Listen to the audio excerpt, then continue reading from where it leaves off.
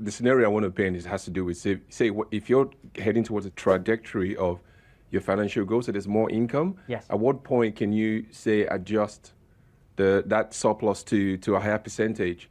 Because Definitely. it's good when you're budgeting, but if you started to scale, it will be good to know. Bang on, I'll show you. So what we're going to work through shortly is once we work this out, we ideally, as we grow our income, we want to be able to adjust for increased lifestyle, but we don't want that lifestyle adjustment to be proportionate to our income growth because we just don't get any further along, right?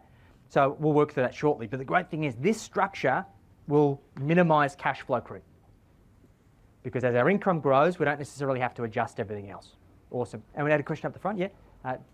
Run out of here, run. If you ever say we've got a business on one side of it, and then Yes. you've got your personal expenses or I guess forecast.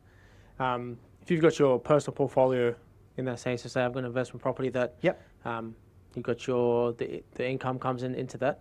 Are you saying using that same hub or Good can you question. keep it separately? What we'd normally do is that property would have typically its own offset against the mortgage. Income goes in there because all of the expenses are going to come out for the repayment. And if that property is cash flow positive, after Work the on net tax profit, saving, you'd move the net income in here. Yep, cool. Cool? Beautiful. Because the main reason for it is because your investment property debt is a good debt.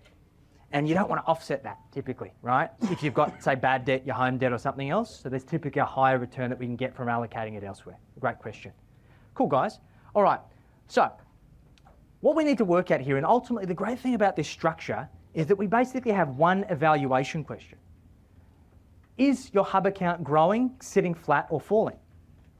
Because once we've got this structure in place, if we just focus on the balance of this, that's the indicator. If this is dropping, so let's say you have it at 10 grand and mid-month it's down at 5, then we're in a deficit. If throughout the month it's sitting about flat, we're at break even. And if it's growing, then we're in surplus. How much easier is this, right? More painful to set up, but then so much easier to optimize once it's in place. This is the number one cash flow indicator. And then once again, when we've got that level of clarity, it changes the way that you show up in your business in conjunction with the Profit Mastery Machine system that we set up for our clients that then allows us to set new profit targets and then work out smart ways to distribute that profit. And it changes the way that we go about achieving our goals. We can grow ourselves wealthy as opposed to shrinking ourselves wealthy. And when we implement this, we typically see an increase in surplus of on average 15 to 20%. We have seen improvements in personal surplus upwards of 50% for some clients. It sounds simple, but it changes lives. This is where real value is created.